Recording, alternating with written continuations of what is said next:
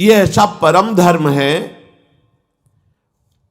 कोई भी इस धर्म में चलने वाले को परास्त नहीं कर सकता। ये बात ध्यान से समझ लीजिए। जैसे कोई बहुत बड़ा तांत्रिक है और वो भूतों को वश में करने वाला है और तुम्हारे ऊपर भूत लगा दे, तंत्र के द्वारा मारण मूठ या कोई शाप या किसी तरह का अमंगल, ध्यान दीजिए, ये इस धर्म की बड़ी महिमा है। यदि आप भगवद आश्रित हैं, नाम जप कर रहे हैं, तो ना माया का कपट चलेगा, ना किसी का तंत्र तुम्हारे ऊपर चलेगा, ना किसी का कोई मारण मंत्र चलेगा, ना कोई भूतावेश तुम पर आविष्टित कर सकता है, ना किसी भी तरह की कोई विष आदि की। यदि आप सच्चे हृदय से भगवान की शरण में हो तो तुम्हारे ऊपर विष का भी प्रभाव खवाया जाएगा, विष वो हो जाएगा स्वास्थ्य वर्धक अमृत। गरल सुधा, गोस्वामी जी कह रहे, रिपु करहि मिताई, गोपद सिंधु अनल शीतलाई। जो भगवान का आश्रित जन होता है उसको विष भी अमृत हो जाता है। अगर उससे दुश्मनी करेगा ना कोई और उसका बुरा चाहेगा, वो जितना कुप्रचार करेगा, निंदा करेगा, उतने उसका यश बढ़ेगा। अगर वो आग लगा देगा तो उसके शरीर में चंदन से भी बढ़कर शीतलता का काम आग करेगी। जो भगवद आश्रित है, श्री हरिराम व्यास जी ने भी प्यारी जू के चरणों के आश्रित जनों को पुष्ट करने के लिए बताया कि राधा प्यारी के चरणारविंद शीतल सुखदाई, कोटि चंद मंद करत नख विद जुन्हाई। श्री राधा प्यारी के चरणारविंद शीतल सुखदाई।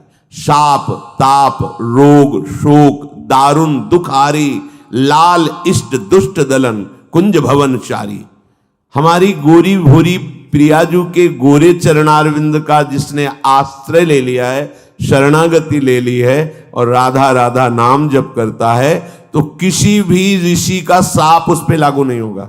हरिराम व्यास जी कह रहे ये विशाखा सखी के अवतार है, कह रहे शाप कोई लागू नहीं होगा उसके ऊपर।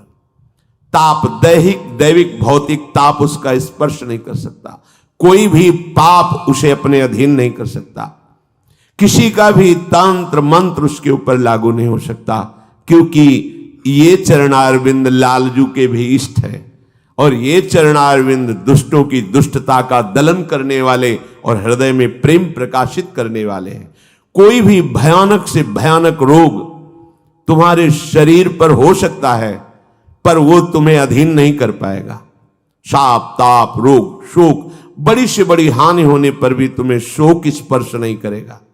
प्यारी जू के चरणों का जिसने आश्रय ले लिया है, यह ऐसा परम धर्म है कि इसके आश्रित को कोई भी तंत्र मंत्र मूठ मारण भूत प्रेत पिशाच पिशाचनी कोई भी नहीं स्पर्श नहीं कर सकता। ध्यान रखना।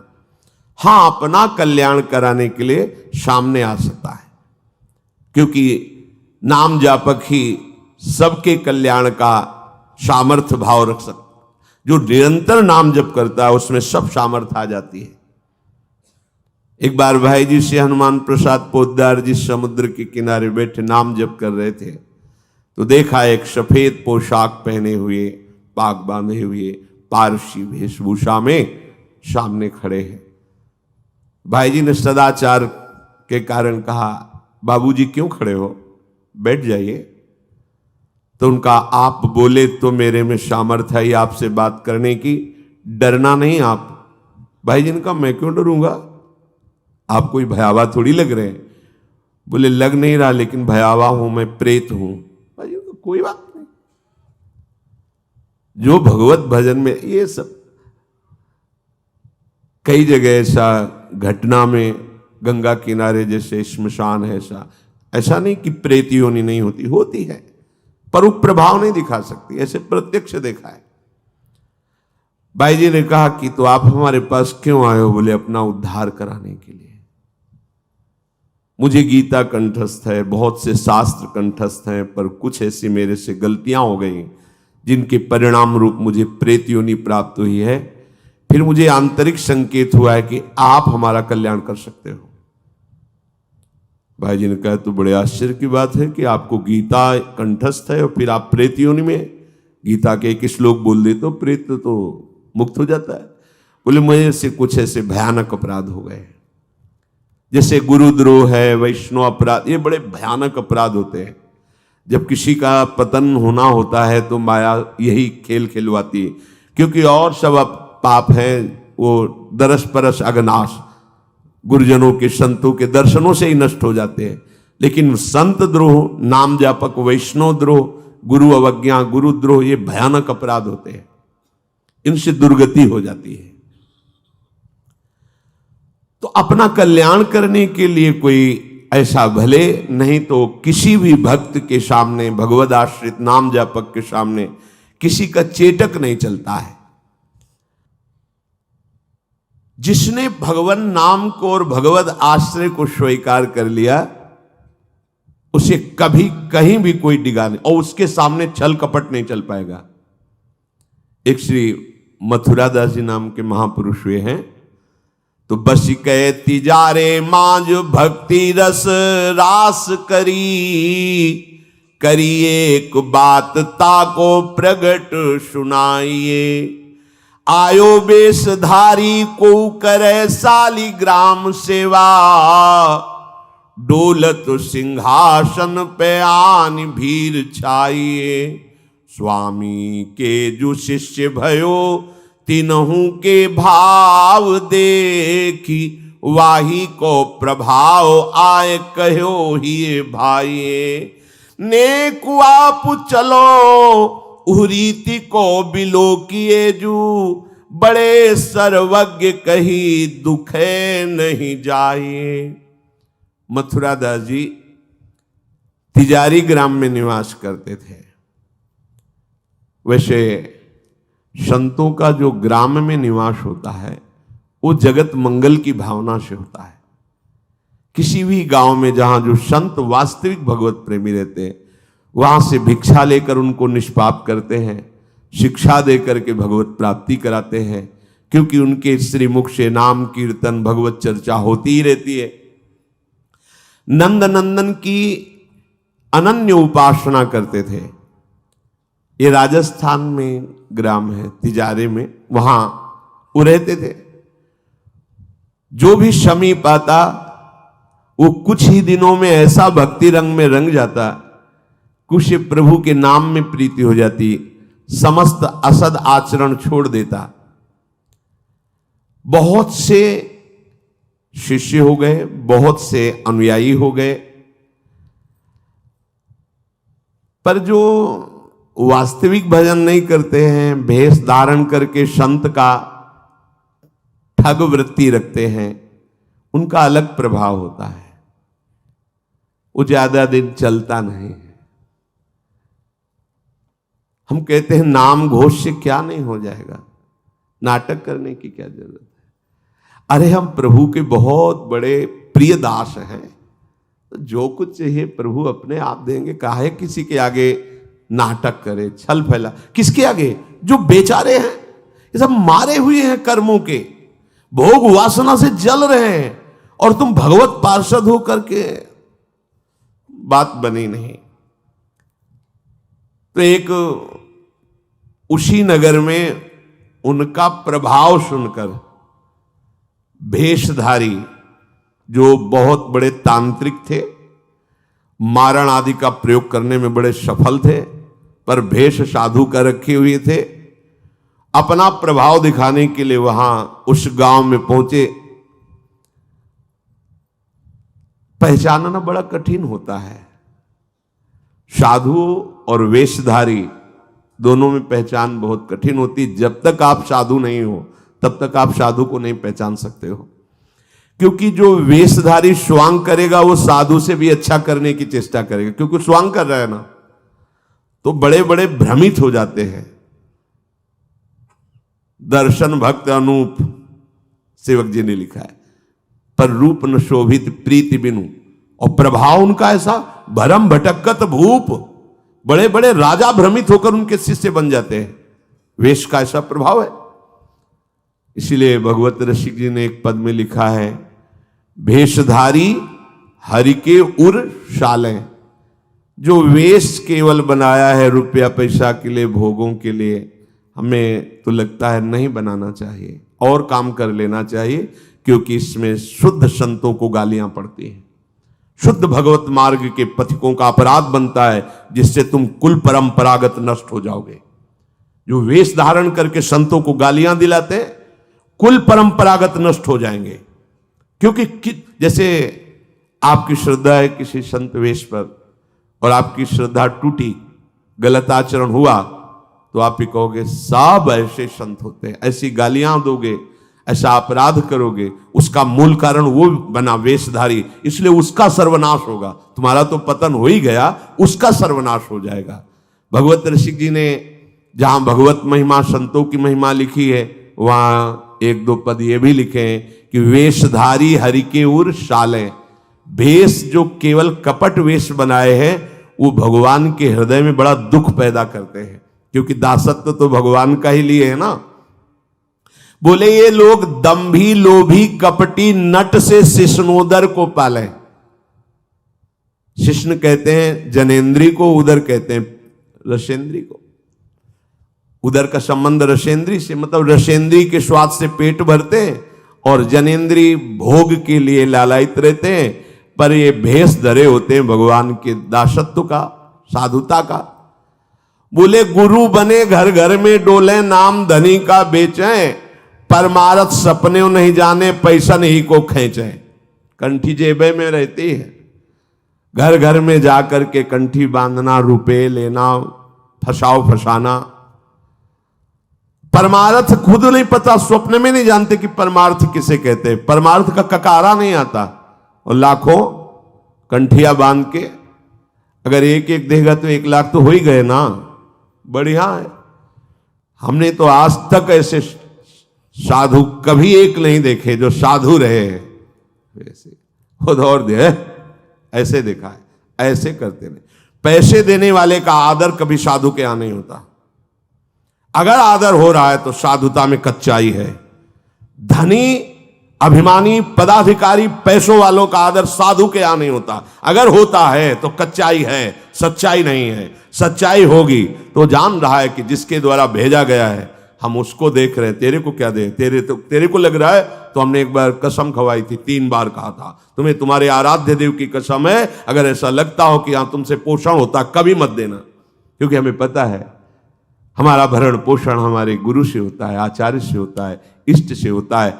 जिसने सृष्टि बनाई वो तुमसे सहयोग नहीं लिया है, अकेले बना लिए, तो हमारा भरण पोषण करने के लिए तुम्हारे जैसे को निमित्त बनाने की जरूरत नहीं है। वो तो तुम्हारे सौभाग्य उदय करने इसलिए निमित्त बना दिया, नहीं वो ऐसे भी जो स्वर्ण का पहाड़ है 4 लाख योजन का, कितने सुनार लगे उसको बनाने में है? अरे वो एक क्षण में सब कर तुम अकर तुम अन्यथा कर तुम। इसके लिए खोए रतन फिरत जे घर घर कौन काज ऐसे जिए, हरिवंश चंद्र महाराज कह रहे। इसके लिए भटकना पड़े कि कोई मुझे धन दे दे, कोई मेरा चेला बन जाए तो मुझे भोग सामग्री समर्पित करे, तो इसका मतलब अभी परमार्थ का पता नहीं है। और कबहू को वक्ता होए बनी बैठे, कथा भागवत गावे, अर्थ अनर कछु ले भाषे, पैसल ही को धावे। श्लोक क्या कह रहा है, उसका भावार्थ क्या है, उसका रहस्यार्थ क्या है, अनुभव कुछ नहीं है। बस कबहू कवे हरि मंदिर में सेवाएं करे निरंतर बासा, भाव भगत को भेद न जाने, पैसन ही की आशा। नाचे गावे चित्र बनावे, कहे काव्य चटकीली, साच बिना हरि हाथ ना आवे, रहनी है सब ढीली। बिन विवेक वैराग भक्ति बिन सत्य नये को मानो, भगवत विमुख कपट चतुराई सो पाखंड ही जानो। वेशधारी हरि के उसको सहन नहीं हुआ। मथुरा दास जी की भक्ति का प्रभाव, हजारों लोग अनुयायी, हजारों लोग शिष्य बन गए। तो अब वो तांत्रिक था, तंत्र मंत्र का उसे बहुत ज्ञान था। श्री मथुरा दास जी जिस नगर में रहते थे वहां वो जाकर अपना नाटक शुरू किया। उसने सब जगह प्रचार प्रसार किया। मैं गंडकी नदी में 12 वर्ष तक खड़े होकर के तपस्या करके आया हूं, केवल दूध का आहार करता था। उसके प्रभाव से शालिग्राम भगवान हमारे बस में हो गए। और आप सबको मैं दिखा सकता हूं कि शालिग्राम मेरे वश में है। देख लीजिए, सिंहासन लाता, बाहर रखता, हजारों की भीड़, ऐसे ऐसे करता तो वो ऐसे शालिग्राम उठते और नाचते हुए ऐसे ऐसे ऐसे फिर रख जाते, फिर ऐसे ऐसे ऐसे ऐसे। अब तो सबको आश्चर्य हो रहा, जैसे चुटकी बजा रहा वैसे शालिग्राम की बटिया ऐसे ऐसे ऐसे। लोग, भीड़ कटने लगी, क्योंकि अब जैसे राधा राधा कहो, कोई जंतुर नहीं है, कोई भस्म नहीं है, कोई वादा नहीं है, तो फिर कम वहां तो दिखाई दे रहा ना ऐसे। देखो ये सब तो लगता है ना कि हाँ। अब हमसे पूछो कि हमारे मन में क्या चल रहा है, हमें नहीं पता है। हमें ये देखना है कि हमारे प्रियाजू के मन में क्या चल रहा है। मन मन की रुचि जानिने, मुझे अपनी लाडली की मन की जान के उनकी परिचर्या में रहना है कि तुम्हारे मन की जान के तुम्हारी परिचर्या में रहना है। हाँ, तुम यदि मन से ऊपर उठना चाहते तो हमारी बात मान लो, मन को अधीन करके, और मन के अधीश्वर भगवान में तुम्हारा प्रेम हो जाए, तुम्हारा जीवन कृतार्थ हो जाए। अब वहां नाम नंद नंदन का भजन पद्धति, तो जो कमजोर लोग थे उन्होंने कहा कि आज तक कोई चमत्कार तो दिखाया नहीं मथुरा दास जी ने। देखो ये हैं संत, 12 वर्ष से दूध पी के गंडकी नदी 12 मिनट भी नहीं खड़ा होगा कभी। अब भेंट जो जितनी चढ़ाएगा उतने उसके दुख नष्ट होंगे। अरे भैया वहां तो रुपया सब समेटता, फिर दूसरे मोहल्ले में, पूरे गांव में अब तो जय जयकार, शालिग्राम भगवान को नचा। कोई सेवा की सामग्री लेने गए थे मथुरा दास जी की श्रीअंग सेवा में जो रहते थे संत जन, उन्होंने देखा, वो आए, बोले महाराज एक बड़ा चमत्कारी महात्मा आया, वो कह रहा 12 वर्ष से हम दूध पीकर गंडकी नदी में, वो ऐसे ऐसे करता तो साल। तो बोले भैया भक्त तो हो ही नहीं सकता, भक्त भला भगवान को अपना प्रदर्शन क्यों बनाएगा और उसके बदले में भेंट लेकर के, ये तो नाटक है भैया। वो देखे भी नहीं थे, बोले ये तो नाटक है, कोई संत ऐसा नहीं कर सकता, कोई भक्त ऐसा, कोई संप्रदायाचार्य से दीक्षित वैष्णव मार्ग में चलने वाला, ये तो अपराध है। तो उनका महाराज जी तो हजारों लोग वहां प्रभावित हो, अच्छा है भगवान उस रूप में। बोले नहीं महाराज, फिर सत्य मार्ग के प्रकाशित करने के लिए आप यहां विराजमान, अगर उसका कपट पाखंड चला तो हजारों लोग धोखे में हो जाएंगे, चलो आप एक बार उसके सामने। तो उनका कहा कि यदि हम उसके सामने गए तो उसका सब ये दुकान बंद हो जाएगा। बोले महाराज जी आप जरूर चलो, क्योंकि आपके चलने से यदि लोगों की श्रद्धा भगवान में वास्तविक लगे तो आप भी तो यही चाहने के लिए यहां गांव में वास कर रहे हो। उनको बड़ा दुख हुआ कि एक तो उसको दुख होगा, उसका नाटक बंद होगा, दूसरा कि वो जान क्यों नहीं रहा है जिन भगवान को तुम नचा रहे हो, अगर वास्तविक उनके तुम सेवक बन जाओ तो तुम्हें सब कुछ प्राप्त हो जाएगा। शालिग्राम भगवान श्री हरि ही है, कोई और नहीं है। पर बहुत जब उन्होंने कहा तो कहा चलो अच्छा, तो पाए परि गए लेके जाए ढिग ठाढ़े भये, चाहत फिरायो पे न फिरे सोच पर्यो है, जान गयो आप कछु याही को प्रताप ये पे, मारो करि जाप यो विचार मन धर्यो है, मुठी ले चलाई भक्ति तेज आगे आई नाही, वाही लपटाई भयो ऐसो मानो मर्यो है, हुए करि दयाल जा जीवायो समझायो, प्रीति पंथ दर्शायो ही भायो शिष्य कर्यो है। सभी शिष्यों ने चरण पकड़ करके मथुरा दास जी को मनाया कि आप वहां चले। तो आप गए, सादे वस्त्र एकदम सहज स्वरूप साधु का, जाके भीड़ भी इनके साथ है कि भाई मथुरा, उनका भी प्रभाव था तो बहुत सी भीड़ साथ गई। जाकर के गांव वालों ने कहा कि भैया वो आप जो स्वामी जी दिखाते थे शालिग्राम भगवान का चमत्कार वो दिखाइए, हमारे गुरुजी आए हुए हैं। ये तो उसने जाना था कि महिमावान है तभी तो वो आया था, पर उसको ये पता नहीं था कि हमारा प्रोग्राम इनके सामने नहीं चल पाएगा, क्योंकि भगवान नाम जापक के आगे कोई तंत्र मंत्र, कोई श्राप पाप ताप ये सब नहीं, वास्तविक जो भगवत मार्ग में है। अब उसने निकाला सिंहासन और पूरा सब, शालिग्राम जी को तो केवल चुटकी ही बज रही थी, शालिग्राम भगवान वहीं बैठे थे। हर प्रयास कर लिया, कोई चमत्कार नहीं। लोगों ने कहा कि दिखाओ ना, अब ये हमारे गुरुजी हैं, गांव में रहते हैं। अब भक्त की निष्ठा के सामने भगवान को भी छोटा बनना पड़ता है।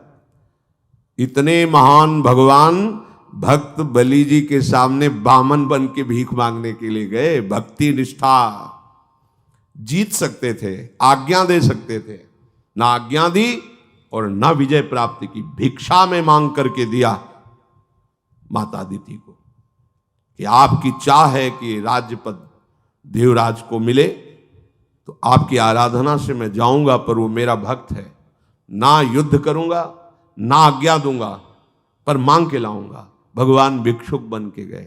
भक्त के आगे नौटंकी नाटक कहां चल सकता है? अरे जुगनू तब तक चमकती रहे जब तक सूर्य प्रकट नहीं होता। सूर्य प्रकट हुआ तो लाखों जुगनुओं का कोई मतलब नहीं रह जाता।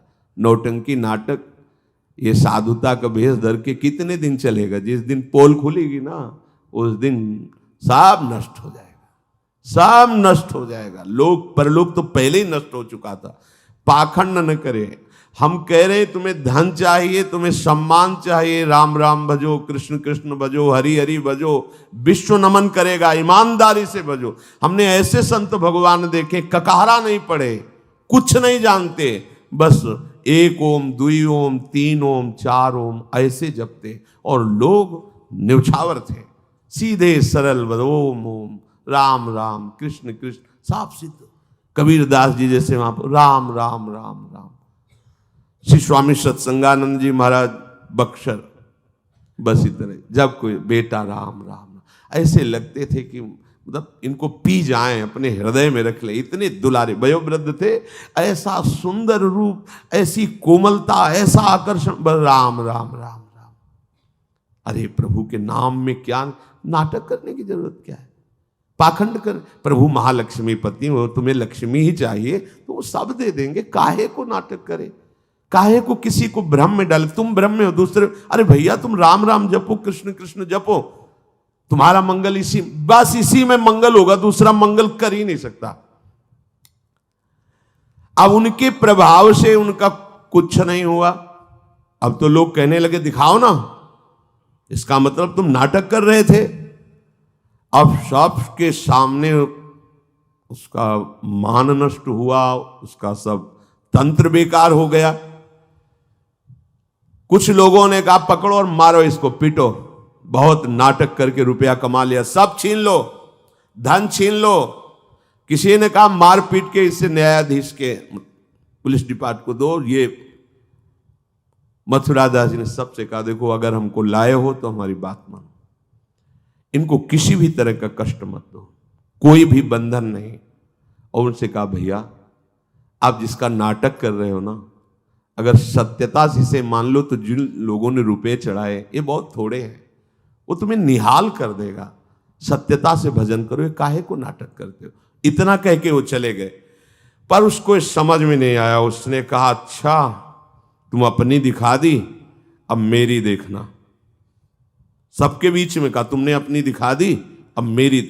मूर्ख को समझ में नहीं आता। उसने कहा ठीक है तुमने दिखा दिया, अब कल सुबह तक तुम देखना कि मैं तुम्हारा क्या करता हूं। क्योंकि उसे मारण का प्रयोग आता था। अब ये क्रोध उत्पन्न हो जाए तो राक्षस बना देता है, और क्रोध उत्पन्न होता है कामना से, और उसकी कामना सब नष्ट हो गई ना, सब किया कराया सब माटी हो गया, क्योंकि लाखों लोग प्रभावित हो रहे थे। अब वो क्रोध के वशीभूत होकर तामसी जप करने लगा। तामसी जप होता है विनाशकारी। अपवित्र सिद्धियां उसके पास थी। पवित्र सिद्धियां भी होती है जो दूसरों का मंगल करती है, अपवित्र सिद्धियां होती है जो दूसरों का नाश करती है। उसने मारण विद्या का अनुष्ठान किया, जिसे देहाती भाषा में मूठ कहते हैं। आज मैं इस अविचार से उस महात्मा का सर्वनाश कर दूंगा। भूल भूल भारी भूल। जो साधु की मीच तक है वो उसी मीच से मरता है। ये तो समझ में ही नहीं आया। सरस्वती जी को देवता और ब्रह्मा जी सब प्रार्थना कर रहे हैं कि अयोध्या वासियों की बुद्धि तो बदल दी, वापस गए। भरत जी आ रहे हैं, इनकी बुद्धि बदल दो, नहीं भरत जो कहेंगे वही राम करेंगे। तो दिमाग पलट गया है भरत की बुद्धि। अरे प्रभु का इशारा था इसलिए अयोध्या वासियों की बुद्धि बदल दी। भरत जी के विषय में सोचोगे भी तो नष्ट हो जाओगे। महाप्रेमी भरत के विषय में सोचना ही तुम्हारे लिए अमंगल हो जाएगा। और हम क्या, करोड़ों सरस्वती भी हो तो भरत की भाव भरी भक्ति में बाधा नहीं पहुंचा सकती। अब उसने प्रारंभ किया बैठ करके आसन में मूठ का, एक खप्पर जैसी आकृति प्रकट होती है और उसमें जाजुल्यमान तेज होता है। और वो जहां जाएगा तो जिसके पास जाना है वहीं शुरू हो जाएगा उसका खून पोकना, नीचे से शौच द्वार से मुंह से खून की उल्टी आना, उसके पहुंचते पहुंचते और जहां पहुंची तो वो नष्ट हो जाएगा, मर जाएगा और वापस चली जाएगी। वहां जाके प्रमाण देगी कि हम काम कर रहे हैं। वहां भक्तों ने देखा कि एक खप्पर में आग जलती हुई राउंड राउंड ऐसे गोला होता, तो जाके कहा मथुरा दास जी ये उसकी चलाई हुई मूठ है, तुम कुछ परेशान मत हो, यहां कुटिया की डेहरी में भी प्रवेश नहीं करेगी। अब वो आकर के मारण बस वहां घूम रहा है। मथुरा दास जी निकल के आए, हाथ जोड़ा, क्योंकि सब मंत्र सब सिद्धियां भगवान की, तो ना चाहे पवित्र हो या अपवित्र हो, तो उन्होंने कहा तुम सर्वज्ञ भगवान की ही शक्ति से संपन्न हो, तुम जानती हो कि हमारा कोई अपराध है क्या? अगर अपराध है तो हम बाहर निकल के आते हैं, आप हमें नष्ट कर दो। यदि अपराध नहीं है तो जिसके द्वारा किया गया उसको दंड दो। तुरंत मूठ वापस हुई, कोई मंत्र मंत्र नहीं पड़ा, तुरंत वो मारण वापस हुआ। उधर शुरू हो गया उसका खून, नीचे से ऊपर से, जैसा इनके जैसे काशी नरेश को जब पौंड्रक राजा के साथ भगवान ने उद्धार किया तो उसके लड़के का नाम था सुदक्षिण।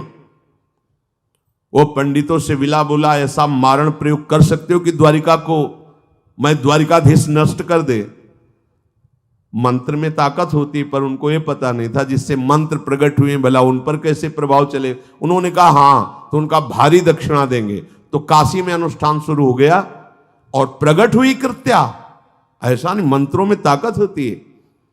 पर भगवान शिव ने प्रकट होकर कहा था कि जो ब्राह्मण भक्त नहीं है, जो ऋषि भक्त नहीं, उसी पर ये मारण का प्रयोग काम करेगा, अन्यथा नहीं। तो भगवान का नाम ही नमो ब्रह्मण्य देवाय गो ब्राह्मण हिताय च। अब मारण कृत्यारूप रखकर द्वारिका को जलाने के लिए गई। द्वारिकावासी भागे, भगवान से कहा, भगवान ने सुदर्शन जी को आज्ञा किया करो हिसाब। भगाते हुए कृत्या को ले गई तो कृत्या ने पहले उन ब्राह्मणों को मारा, तो दक्षिण को मारा, फिर सुदर्शन ने कृत्या को नष्ट किया और पूरी काशी में आग लगा दी। ये भागवत में वर्णन है। भगवत भक्त या प्रभु के ऊपर कोई मारण चलेगा क्या? वो मारण उसी बाबा जी के पास जो नौटंकी कर रहे थे शालिग्राम के नचा, अब तो त्राहिमाम मच गया। और वो संत भगवान गए, क्योंकि पता था कि बचेगा नहीं, मंत्र का प्रयोग है। गए और भगवान नाम उच्चारण किया, कृष्ण कृष्ण कृष्ण। नंद नंदन के उपासक थे और मूठ से कहा शांत हो जाओ। भक्त की आज्ञा का पालन हर मंत्र करेगा, क्योंकि मंत्राधिष्ठात्र भगवान का दास है। शांत हो गई मूठ और उनसे कहा भैया देखा, तुम्हारा ही मंत्र तुम्हारे को अभी मार देता, अब सुधर जाओ। मतलब मृत्यु दशा को प्राप्त हो गए थे। संतों के हृदय में बदला लेने की कहीं कोई वृत्ति नहीं होती। संत कभी नाराज होते हैं तो उसमें मूल देख लेना आप विचार करके। आप जब अपना अमंगल करना अपना, तब वो आपसे नाराज होंगे। अगर आप उनका कोई कष्ट, वो नाराज नहीं होंगे, वो सह जाएंगे और आपका मंगल मनाएंगे। जब आप अमंगल अपना कर, तब वो डांटते हैं। अगर आप वो ये देख लें कि आप प्रहार कर रहे हो तो फिर वो नहीं, फिर तो तुम्हारा मंगल मनाएंगे, आप उनको मारो, कभी डांटेंगे नहीं। बड़ा कोमल चित्त संतों का होता है। संतों के हृदय को केवल संत ही जान सकते हैं। अगर एक संत भगवान जा रहे थे गंगा के किनारे, तो किसी के कपड़ा फैले थे, धोबी ने दो को फैलाया था, वो तो अपने मस्ती में थे, पैर पड़ा तो वही डंडा लेके दौड़ा जो जिससे कपड़ा छाटता था। भगवान ने तुरंत सुदर्शन चक्र का स्मरण किया, फिर चक्र से कहा अंतर्ध्यान हो जाओ। तो रुक्मिणी जी ने पूछा, प्रभु ये लीला तो किसी भक्त की रक्षा के लिए होती, फिर आपने क्यों रोक लिया? बोले जब वो डंडा लेके दौड़ा तो महात्मा जी भी उठा पटक दिए, घूंसा चला रहे थे, तो हमने कहा सुदर्शन की जरूरत नहीं है, दोनों बराबर ही है। साधु यदि क्षमा कर दे तो होश में हो जाना, अगर वो डांट दे फटकार दे तो निर्भय हो जाना, बच गए। और अगर वो मौन होकर के क्षमा कर दे, कुछ ना बोले, तो उमा क्षमा श्राप होते भारी, फिर जो मालिक हिसाब करेंगे फिर वो सह नहीं पाओगे। इसीलिए भगवत प्रेमी महात्माओं का कोई अपराध न मने, भगवान से मनाना चाहिए कि हे नाथ, मेरी कभी बुद्धि ऐसी मलिन न हो जाए कि आपके नाम जापक, आपके प्रेमी संतों के प्रति हमारा द्रोह भाव हो।